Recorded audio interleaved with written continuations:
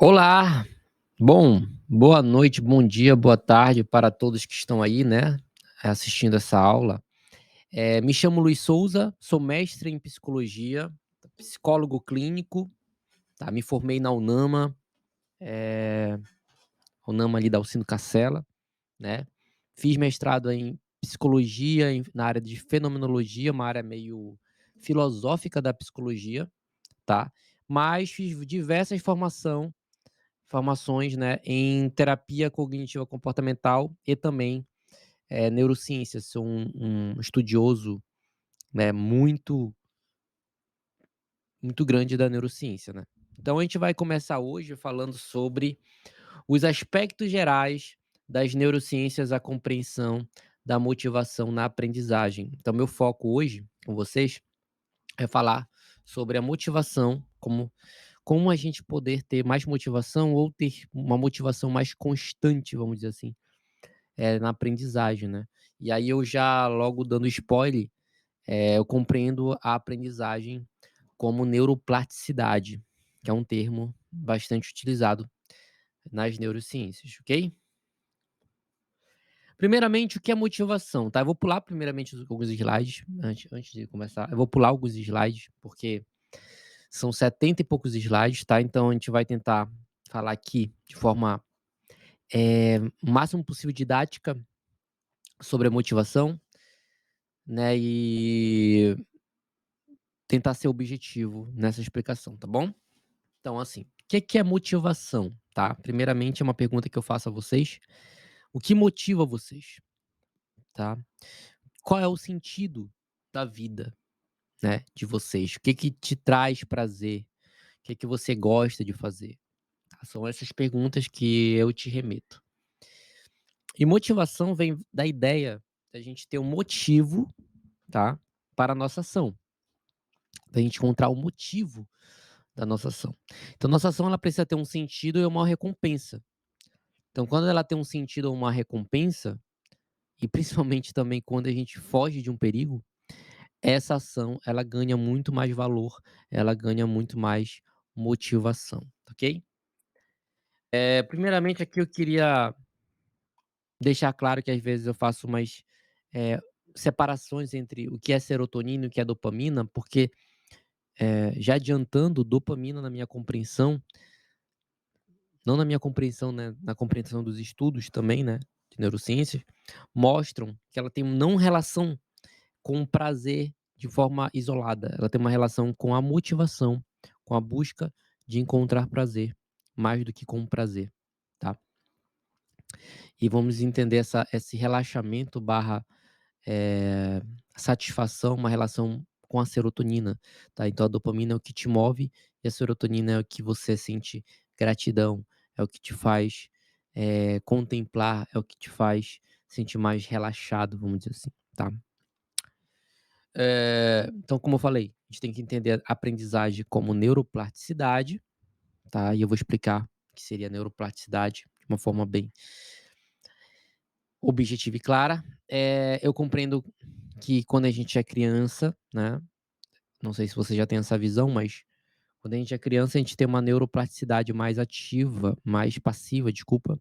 Ou seja, a gente absorve muito mais as coisas do nosso meio, né? A gente é uma esponja. E quando a gente vai ficando mais velhos, nosso córtex pré-frontal vai ficando mais rígido, né, mais amadurecido, porém a nossa neuroplasticidade ela diminui, tá. Então há uma poda sináptica entre os 3 a 4 anos de idade, uma outra poda sináptica, ali por volta dos 25 a 30 anos de idade. É por isso que eu compreendo que a gente é adolescente até os 25, na minha visão, tá. Então vamos lá. Essas interações, né, do nosso cérebro com o ambiente vai criando na nossa memória em gramas, tá. Nós vamos criando em gramas, né, que são essas estruturas neurais, né, a partir dessas experiências que nós vamos tendo com as situações e eventos que nós vamos tendo na vida, tá. As experiências no geral. Então toda experiência gera um aprendizado, seja ele benéfico ou maléfico, né. Então sempre estamos aprendendo algo, né. seja algo benéfico ou maléfico, a gente está sempre em constante aprendizado. Então por isso que o nosso cérebro, ele é plástico, tá? O cérebro ele é plástico. Então vamos lá. Somos altamente modulados pelo nosso ambiente. Isso é muito importante a gente ter essa visão, tá? Vou repetir isso novamente. Somos altamente modulados pelo nosso ambiente. E o nosso cérebro tende a habituar comportamentos, tá? Ou seja, a gente tende a criar hábitos. Tendenciamos a sermos sempre modulados por algum tipo de ambiente. E esse ambiente, né, qual é o seu ambiente, tá? Uma pergunta que eu te faço. O que seria ambiente, tá? Ambiente, né, e eu tenho uma visão meio de Skinner mesmo, tá, e da TCC, né, como eu falei, da análise do comportamento. Compreende-se que são lugares físicos, situações, eventos, pessoas, pensamentos, sentimentos, emoções, sensações, reforços, punições. Tudo isso são ambientes, suas reações comportamentais, suas reações fisiológicas, suas reações emocionais, tá bom? Existe o ambiente interno e existe o ambiente externo, tá? O ambiente interno são nossos pensamentos, aquilo que não dá para ser visto a olho nu por outras pessoas, e o ambiente externo é aquilo que é visto de forma pública, ok? E essa interação entre ambiente, né, e o cérebro faz com que haja essa mudança, né, e faz com que haja uma neuroplasticidade, tá. E a neuroplasticidade ela vai para 2 lados, ela pode ser positiva, ela pode ser negativa. Por exemplo, o medo, ele é aprendido, tá, ele pode ser condicionado.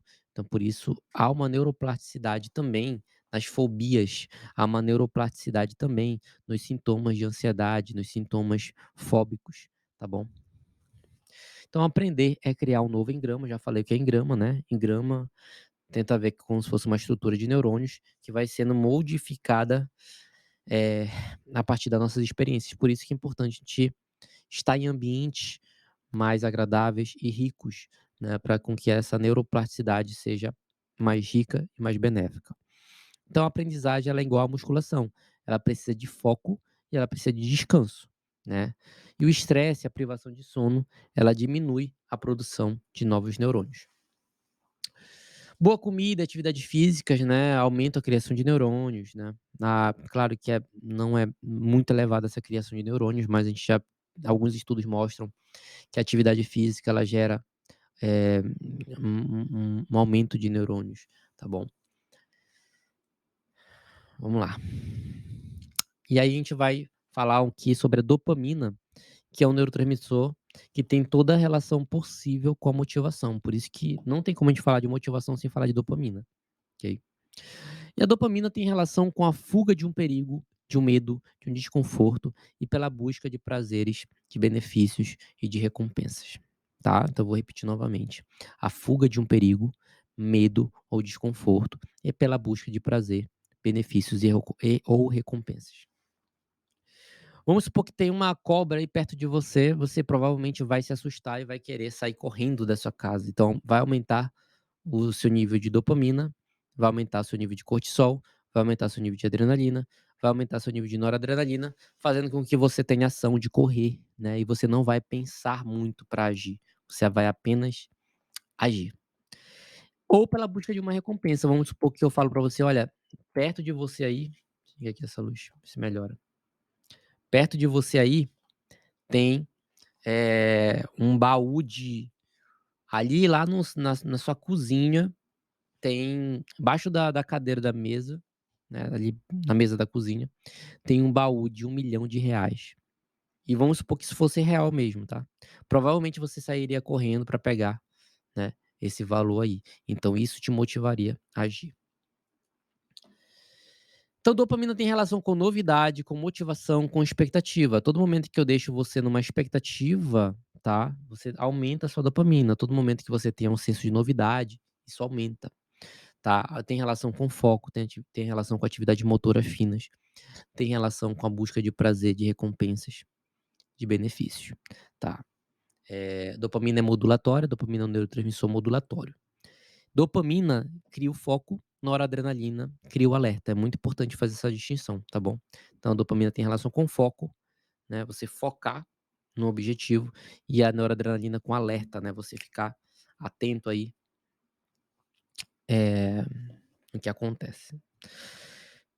Como eu falei novamente, a dopamina tem relação com busca de novidades, com fuga de desconforto, com movimentação, com motivação, com a questão motora também. Por exemplo, pessoas que perdem neurônios dopaminérgicos, provavelmente, por exemplo, em caso de mal de Parkinson, né, a morte de neurônio dopaminérgico.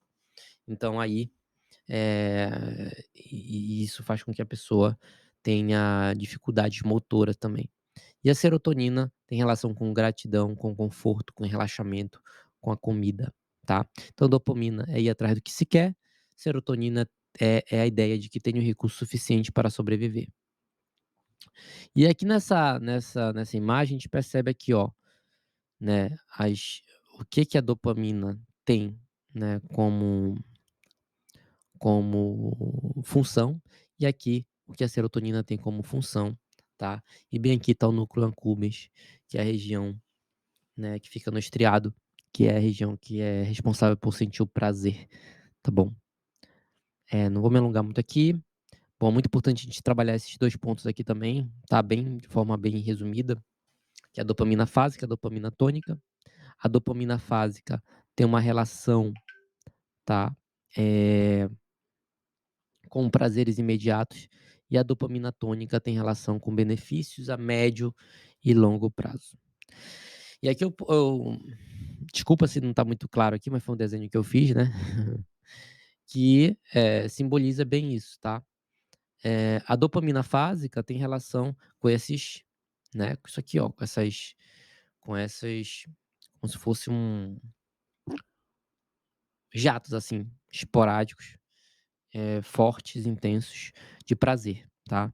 Então por isso que ela tem uma relação muito grande com a empolgação e com a via mesolímbica, tá.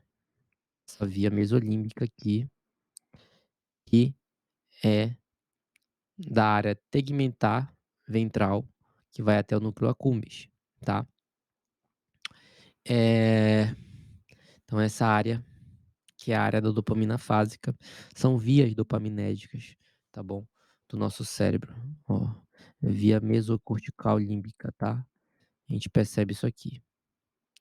Temos também a via nigrostriatal, tá, que é essa área azulzinha, e temos a via mesocorticolímbica, tá, que fica nesse vermelhinho aqui, ó, que também abastece o córtex pré-frontal, que aí tem uma relação com que vai da área tegmentar ventral até o córtex pré-frontal, que é a relação com a dopamina tônica. Então a dopamina também, ela tem relação com o córtex pré-frontal, que é a área que controla nossos impulsos, que controla nossa parte maior da emocionalidade.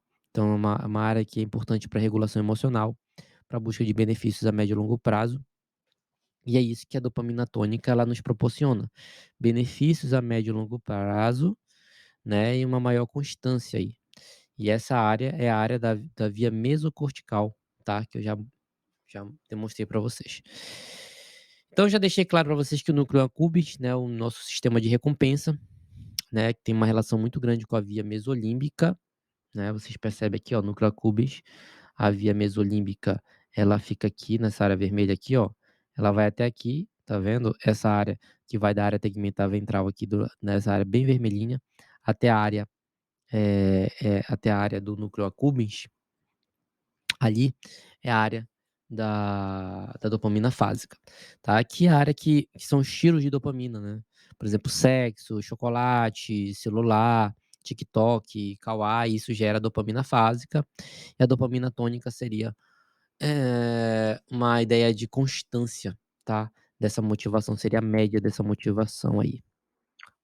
Vamos ler dopamina como motivação e vamos entender neuroplasticidade como aprendizado, tá bom? São sinônimos na minha visão. Então, só fazemos as coisas com esforço pela possibilidade de sentir prazer ou ter recompensas, ok? Se você não vê perspectiva de recompensa, você não vai ter motivação.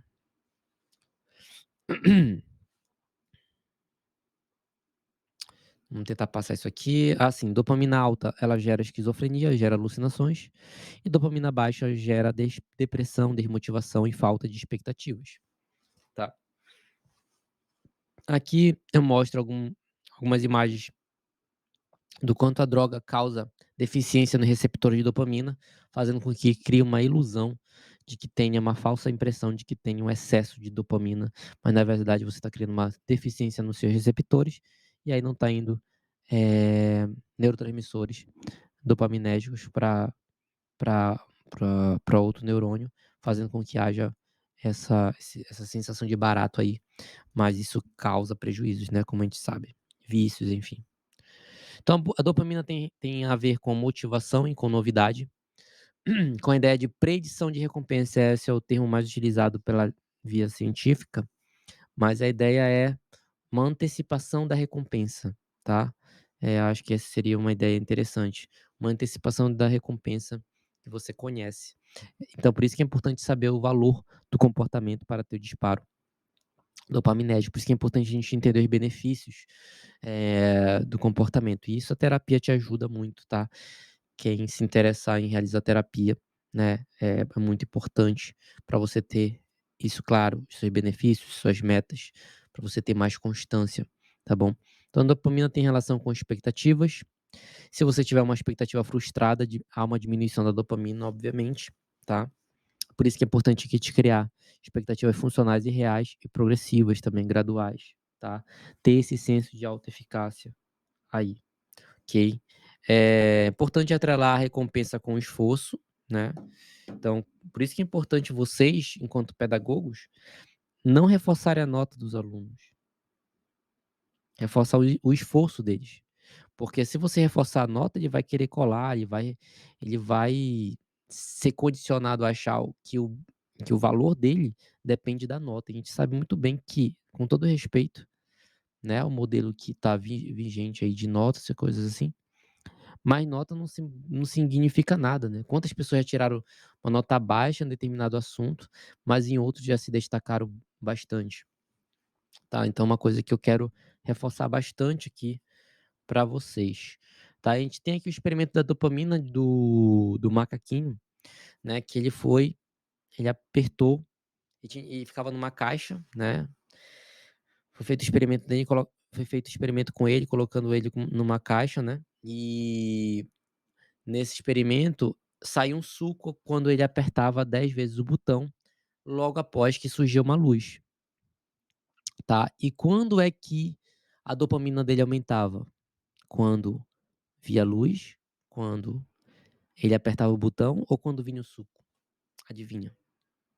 Quando via luz. Quando ele via a luz, a dopamina dele aumentava. Por isso que a dopamina tem relação com expectativa e não com o prazer.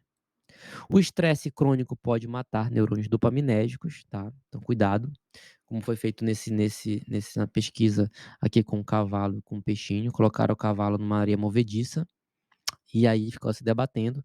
O cortisol dele aumentou, a adrenalina dele aumentou, a noradrenalina dele aumentou, que é o neurotransmissor, né? É adrenalina no cérebro.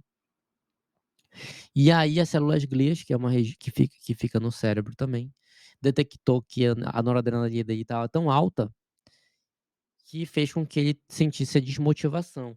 A nora a as células glias como se fosse isso aqui, ó, vamos supor que a água subiu, que é a noradrenalina, e chegou nesse ponto aqui na superfície, tá. E isso aqui a célula glia identificou, vamos supor que isso aqui estivesse cheio de água, então ela jogou é como se a célula glia jogasse toda essa água fora, e aí é por isso que você se sente desmotivado. Da mesma forma aconteceu com o peixinho, colocaram ele numa sensação de que ele estava nadando em vão, né, contra a correnteza, ele se deixou e ficou parado, ficou paralisado, tá. Diz que quanto maior seu nível de estresse, né, e de alerta, há uma probabilidade de você sentir desmotivação depois disso. Por isso que o estresse alto e o prazer em excesso também são maléficos para desmotivação. Por isso que é importante o equilíbrio, tá, gente? E a gente ter essa percepção de evolução e de autoeficácia, tá? Uma coisa que eu quero deixar bem evidente nessa aula é o seguinte: é vocês entenderem a importância da gente ter essa percepção de evolução e de alta autoeficácia, ok? Por isso que quando não se percebe os benefícios reais do comportamento, a gente não desenvolve dopamina, tá? Então, isso é super importante. Quer aprender mais? Quer aprender mais? Quer aprender melhor? É necessário dormir bem. Quer ter alta performance? É necessário dormir bem, tá? E o sono, ele é fundamental para você desenvolver, eh, dopamina de uma forma equilibrada, e você ter uma boa motivação, tá? Porque você dormindo mal, todos os seus órgãos vão ter prejuízos e vão ter malefícios aí. Então, por isso que é muito importante realmente o sono, tá bom? Aqui vão algumas dicas para a gente ter hábitos saudáveis. Dificulte seus hábitos maléficos, automatize ou facilite o acesso de hábitos saudáveis, crie um microambiente favorável ao fortalecimento desses novos hábitos, mude de forma gradual e progressiva, veja os benefícios internos a médio e longo prazo, né, graduais desses novos hábitos. Isso tudo te ajuda a criar hábitos. Então, mudar de forma, né, progressiva, gradual, ver os benefícios disso, mentalizar isso, dificultar esses hábitos que você tinha de forma maléfica e facilitar o máximo possível os hábitos que você quer desenvolver. E aqui tem uma explicação muito interessante para a gente compreender como é que a gente forma hábito, tá? Então, hábito, ele fica na área do estriado dorsal, hábitos e vícios, ok? E a partir, né, do nosso ambiente, né, eh, e dessa região aqui, ó, estriado ventral, que fica o núcleo accumbens, lembra do núcleo accumbens que eu falei lá no começão? Essa região do núcleo accumbens é a região do prazer, tá? E a região do estrato dorsal é a região do hábitos e vícios. Então a região do estriado ventral é a região do prazer, tá? É por isso que é muito importante você criar, pequenas metas, metas acessíveis, metas realistas, metas ajustáveis, porque há uma possibilidade muito maior de você habituar a esse comportamento, tá? Eh, então, quando você, divide essas metas em submetas, há uma possibilidade, de você por isso que você tendo constância em pequenas mudanças, há uma probabilidade muito alta de você se viciar em qualquer comportamento. Por exemplo, e a região de vício de hábitos é a mesma no cérebro. Por isso que vício e hábitos é a mesma coisa, tá, no cérebro. Mesma coisa, gente. A mesma área do vício é a mesma área do hábito, ok? Então hábito é um vício, e a gente só muda de vícios. Por exemplo, eu sou muito importante você entender isso também, tudo é um processo, tá? Para você mudar um comportamento, para você criar motivação, você precisa entender que é progressivo, você precisa entender que é gradual. Importante também quem puder fazer terapia, né, também é importante.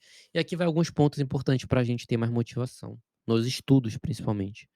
Primeiramente, dormir bem, mínimo 7 horas, máximo 9 horas. Se você dormir menos de 7 horas, você está matando o neurônio do hipocampo. Se você dorme mais de 9 horas, você tá atrofiando também seus neurônios por falta de exercitar eles mesmo. Então ter uma boa qualidade de sono profundo e REM é fundamental, tá. Cria um ambiente, já falei o que é ambiente, né, ou microambiente favorável para os estudos. Alimentação adequada, regular, saudável, tá, se possível no mesmo horário. Envolve ter tempo também, ou seja, você precisa de um certo tempo para criar hábitos. Importante a gente organizar a agenda, tá, para você terceirizar o seu córtex pré-frontal aí, e aí tentar fazer com que o seu cérebro fique mais descansado. É importante estar hidratado, então tome bastante água, descansado, tá. Visualize suas recompensas de benefícios a curto, médio e longo prazo. É preciso aprender a gostar de estudar, tá, gente. Preciso entender que pode ser prazeroso estudar. Eu tenho vício em estudar, eu acho muito prazeroso estudar, eu amo estudar.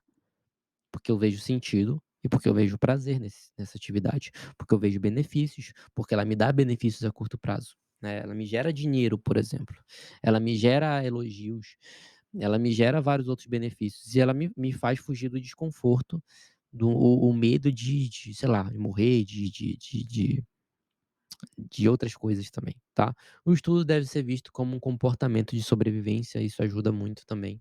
Montar aulas é uma ótima forma de gravar o que estudamos. Quanto maior sua organização, quanto maior sua rotina, maior será a sua performance e motivação. Postar conteúdos é uma boa forma de reter, tá. Estude como se fosse montar uma aula, é uma ótima forma de reter também. Crie submeta de estudos e busque sentir prazer pelo processo. Entenda, busque sentir prazer pelo processo e não pelo resultado. Passe isso para as pessoas, tá? Muito importante você entender isso. Equilibre atividade com relaxamento. Entenda que o mais importante é ter constância, não se empolgar, né?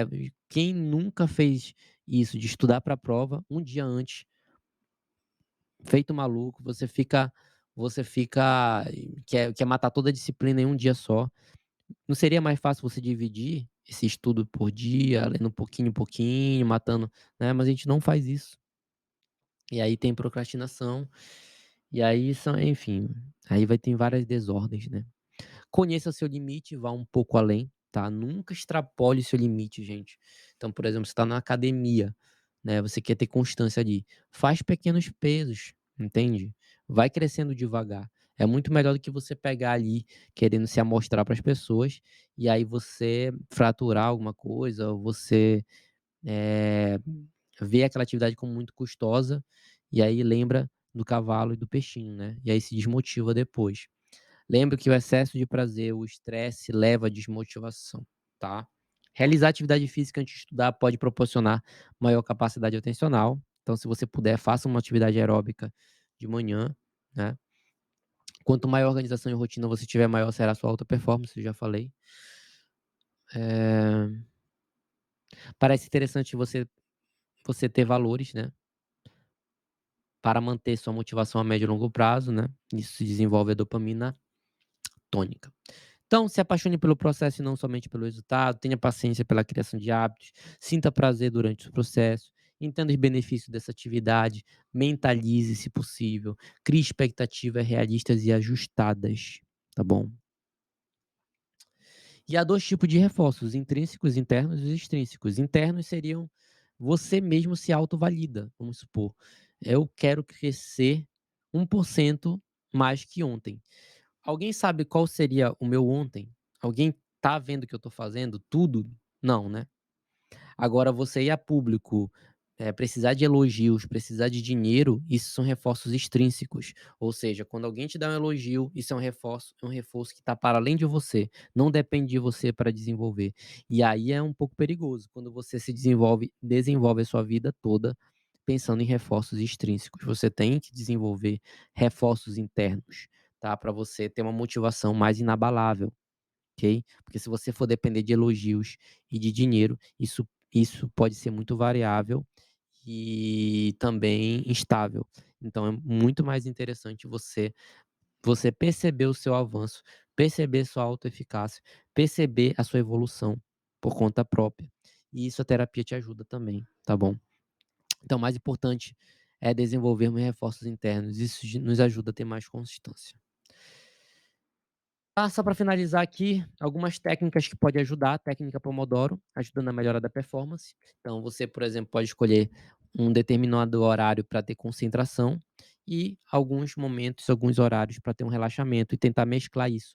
Por exemplo, 30 a 50 minutos de concentração e 5 a 15 minutos de relaxamento, tá?